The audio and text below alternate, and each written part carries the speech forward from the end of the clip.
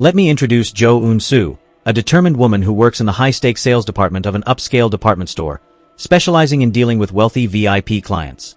The store is holding an exclusive, high-end jewelry event. During the event, a very unusual customer, Jean Sobek, catches Unsu's attention. Sobek, a local market owner who was invited as a guest of the chairman, leaves the store wearing an extremely expensive diamond-encrusted watch without paying for it. Unsu, displaying her incredibly tenacious and professional personality, immediately tracks the mysterious man down to his bustling traditional market. She confronts him calmly about the stolen watch. Sobek, who is clearly testing her, hands the watch back. However, Unsu is sharp. She notices that the watch's band is damaged. She firmly insists that he must pay for the repair costs. Throughout this tense confrontation, Unsu remains cool, collected, and ready for any challenge he throws her way. Their interaction unexpectedly leads to them drinking and playing a game of mahjong. Sobek, impressed by her composure and quick wit, tries to convince her to leave the department store and work for him, but Unsu politely refuses his job offer. Back at the department store, Unsu has an unsettling encounter with Hisu's husband, a man who frequently buys expensive jewelry to surprise his wife. Unsu is confused because she knows her friend,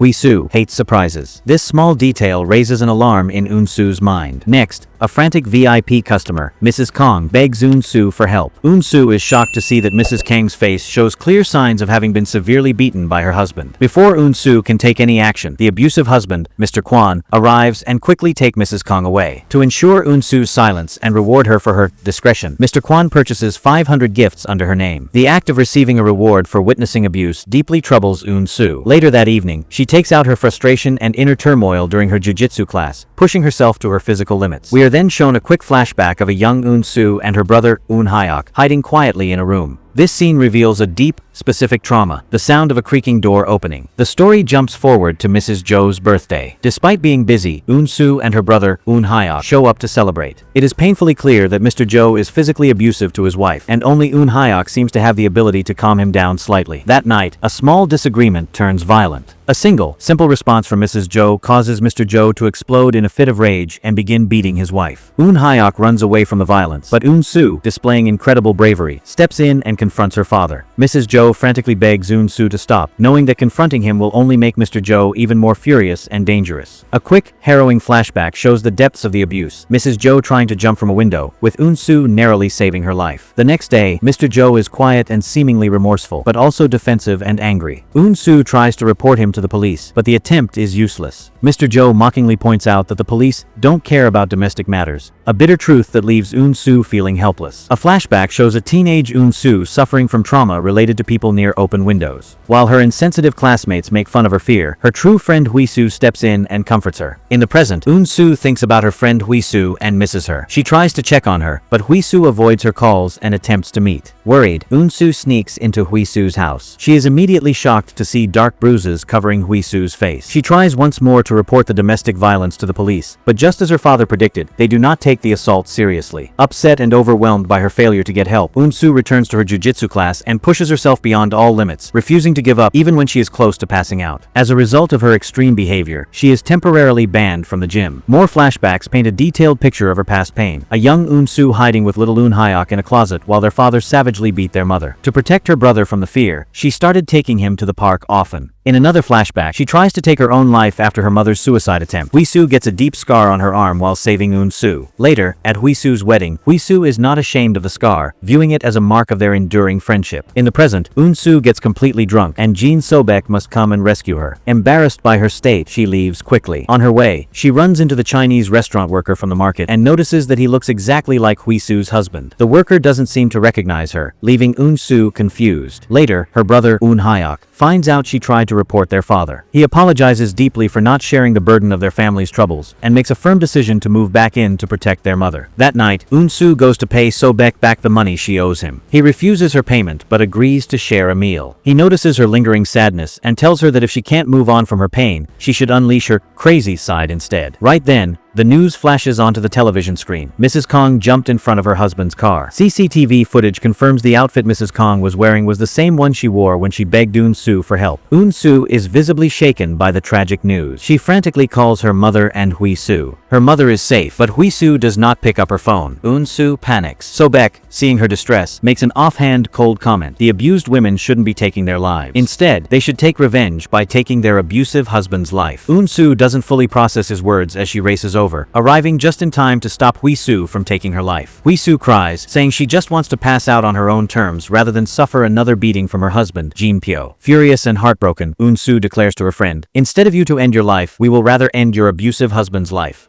Hisu hadn't just wanted to see Unsu's face one last time. She was desperately trying to fly to the USA to escape her husband. However, her abusive husband, Jinpyo, caught her plan and stopped her by torturing her sick mother. As a final, cruel punishment, Jinpyo kills Hisu's cat. When Hisu returns home, broken and despairing, Jinpyo turns up the volume on the stereo, ensuring the loud music will mask the sounds of his violence, and proceeds to brutally beat her. Following the assault, his behavior shifts dramatically. He showers her with expensive gifts and then sleeps with her, a horrifying cycle of abuse and false affection. Jinpyo is not just abusive, he has severe obsessive-compulsive disorder, OCD, and expects Hisu to adhere rigidly to his own irrational timeline and behavioral standards. She is forced to follow a rigid daily schedule and cannot even accidentally injure herself. Hisu keeps her medication hidden, knowing Jinpyo would see it as a sign of weakness. During the day, the only place she finds a tiny moment of solace and escape is in the storage room, where she keeps her art supplies. A flashback reminds us of her former, successful life. She was a talented illustrator for children's books. Back to present, Hisu's life descends further into a terrifying nightmare as Jinpyo installs a CCTV system inside their home, turning their apartment into a cage under constant surveillance. Unsu, unaware of the extent of the surveillance, is busy with her work and interactions with Sobek and doesn't pick up her phone. Back home, Jinpyo goes through Hisu's phone and becomes furious that she maintains a close friendship with Unsu. We learn the horrific truth that he caused Hisu to have a miscarriage with one of his beatings, yet he still blames her for the loss of the baby. He forces Hisu to dress up beautifully and takes her to a public event. His mother, Ko Jong-suk, is giving a TED Talk. As Jong-suk speaks, she shares her own story of being a domestic abuse survivor. Her description of her late, abusive husband sends a chill down Hisu's spine. It is the exact same pattern of abuse that Jinpyo inflicts on her. A flashback shows a previous attempt by Hisu to escape. She tried to report Jinpyo to the police, but his sister, Jin Young, who is also a police officer, intercepted the report. Jin Young coldly warns Hisu that domestic cases are never successfully resolved and darkly hints that it would be easy for her to frame Hisu if she tried to hurt her brother, making it clear she will protect Jinpyo no matter what. Out of fear, Hisu ran away from the station. Back to present, the family sits down for a meal. Jong-suk notices Hisu's bruises but dismisses them, genuinely believing they are from an accident. Jin Young acts overly familiar with Hisu. Later, in the washroom, Jin Young compliments Hisu for dropping the domestic abuse report, reinforcing the threat. Of course, Jinpyo's suspicious nature flares up. He demands to know why Jin Young was being so friendly with Hisu. Hisu tries to lie and make a quick escape, but Jinpyo flies into a rage and brutally beats her again. It is the day Unsu tried to check on Hisu. She barges in, completely unaware of the new CCTV camera. Hisu is terrified that Jinpyo will see the encounter on the CCTV feed and hurt her even more. She frantically pushes Unsu away. Unsu, hurt and confused, sends Hisu a text message, promising to be by her side. Flashbacks show Unsu comforting Hisu during the time she lost her father, who was her only other family member, highlighting the depth of their bond. In the present, Hisu is moved to tears, but fearing Jinpyo's reprisal, she deletes Unsu's texts from her phone. While throwing out the garbage, the downstairs neighbor spots her bruises and kindly invites her over anytime she needs help. Hisu, not wanting pity, rushes away. Frustrated and unable to express her pain, she finally turns to her art, but the resulting painting is violent and dark. The next day, Jinpyo takes Hisu to an art gallery event to impress an important client, Ms. Kim. When left alone, Hisu, emotionally frayed, starts drinking heavily. Jinpyo warns her not to ruin his business deal, a warning that simply amuses the now despairing Hisu. A painful flashback shows an early moment in their marriage. Hisu had a successful book launch and was invited to a prestigious book fair in Italy. Jinpyo, controlling and jealous, beat her severely for accepting the invitation, forcing her to cancel the trip. Back at the gallery, a drunk Hisu starts laughing inappropriately at Ms. Kim's paintings and mocking her own pathetic life. Jinpyo tries to quiet her and apologize to Ms. Kim, but Hisu keeps making fun of the client. Ms. Kim loses her temper and slaps Hisu. Furious, Jinpyo drags her away.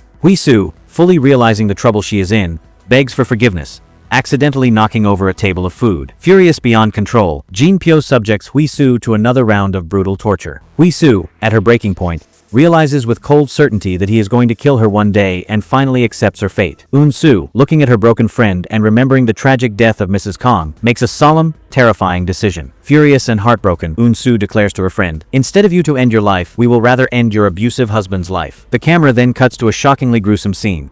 Jinpyo is seen lying on the ground below a tall building, bleeding heavily, with a kitchen knife sticking out of his stomach. The ultimate act of revenge has seemingly been carried out. We just witnessed the ultimate act of desperation. The fear, the trauma, and the whispered promise of revenge led to that shocking final scene. I know you can't wait to see the next episode. Hit the subscribe button right now. Trust me, the consequences of this are going to be explosive.